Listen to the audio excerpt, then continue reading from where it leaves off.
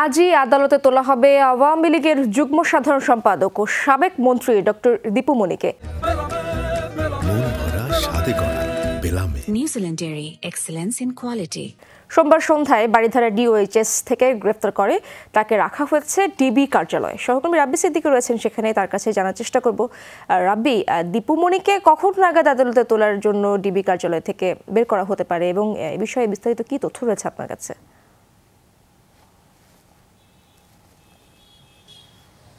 ইসরাত সাবেক সমাজ কল্যাণ মন্ত্রী এবং সেই সঙ্গে সাবেক ক্রীড়া উপমন্ত্রী, এই দুজনই কিন্তু ডিবি কার্যালয়ে আছেন এবং তাদেরকে আজকে সন্ধ্যার মধ্যে আইনি বাধ্যবাধকতা যেহেতু আছে, তাই সন্ধ্যার মধ্যেই তাদেরকে ডিবি কার্যালয় থেকে চিফ মেট্রোপলিটন ম্যাজিস্ট্রেট কোর্টে নেওয়া হবে। এরই মধ্যে মোহাম্মদপুর থানার যে মামলায় এই দুজনকে গ্রেফতার দেখানো হয়েছে সেটি হত্যা মামলা এবং সেই মামলায় 10 দিনের রিমান্ড আবেদন করেছে পুলিশ এবং সেই রিমান্ড শুনানি আজকেই হবে।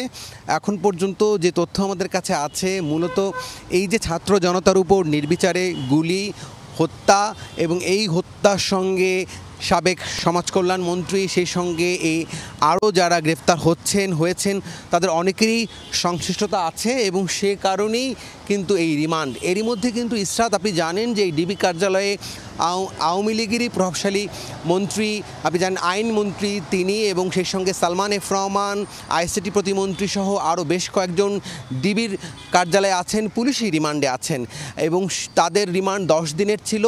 এক্ষেত্রে আজকেও দীপু মনি এবং আরিফ খান জয় তাদেরকেও 10 দিনের রিমান্ড আবেদন করেছে বলে আমরা জানতে পেরেছি। তবে কখন নেবে সেটি জানার জন্য আমরা এখানে অবস্থান নিয়ে আছি। ধারণা করা হচ্ছে যে 3টার পর তাদেরকে সিএমএম কোর্টে তোলা হতে পারে। ইসরাত। রাব্বি, ধন্যবাদ আপনাকে।